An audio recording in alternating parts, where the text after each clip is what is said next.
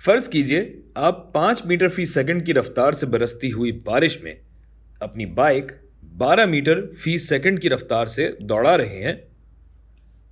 तो इस सूरत में आपको छतरी किस समत में रखनी पड़ेगी? यह सवाल समझने के लिए अगर आप सिर्फ एक कतरे पर गौर करें तो आपको समझ में आएगा कि भाई दरअसल आप गिरते हुए कतरे के रास्ते में आ रहे हैं, और ऐसा एक नहीं करोड़ों कतरों के साथ हो रहा है। यानी यह दरअसल इजाफी हरकत यानी रिलेटिव मोशन का सवाल है। तो अगर बाइक के नुक्ता नज़र से देखें तो एक सेकंड में जब कतरा 5 मीटर गिरता है, इसी बात को हम बाइक के नुक्ता नज़र से देखते हैं। अगर आपको समझ में नहीं आया तो यह हम बाइक को ऊपर से देख रहे हैं, यानी यहां से अगर हम देखें तो यह कुछ नज़र आता है। तो भाई बात यह है कि एक सेकंड में कतरा जब 5 मीटर नीचे आता है तो उसी एक सेकंड में बाइक 12 मीटर आगे बढ़ जाती है।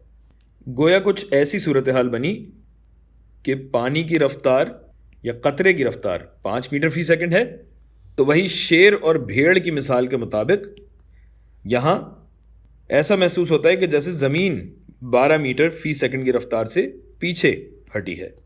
गोया इस कतरे की इजाफी वेलोसिटी या रिलेटिव वेलोसिटी कुछ यूं बनेगी जिसे हमने तमीज से यहां दिखाया हुआ है, और यह वेलोसिटी एक एंगल पे बन रही होगी। तो अब इस रिजल्टेंट वेलोसिटी को कैसे मालूम करें? हम देख सकते हैं कि यह कायम ज़ाविया मुसल्लस है, राइट एंगल ट्राइंगल है, यानी हम पाइथागोरस थ्योरम लगा सकते हैं जो कि कहता है कि हाइपोटेन्यूज का स्क्वायर बराबर होगा बेस का स्क्वायर जमा परपेंडिकुलर का स्क्वायर, और इस हिसाब से हमारी रिलेटिव वेलोसिटी बनती है 13 मीटर फी सेकंड।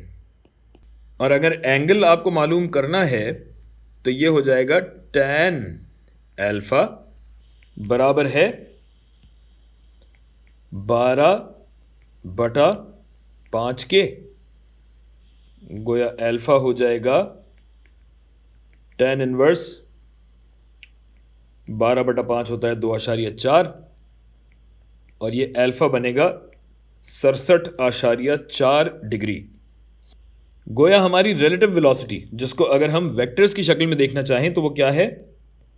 वेलोसिटी रेन की, बारिश के कतरे की बनिस्बत बाइक बराबर है बारिश की अपनी वेलोसिटी माइनस बाइक की वेलोसिटी, और ये होगा इस एंगल पे। और यही चीज़ आपको नज़र आ रही है यहाँ हेड टू टेल रूल के तहत भी।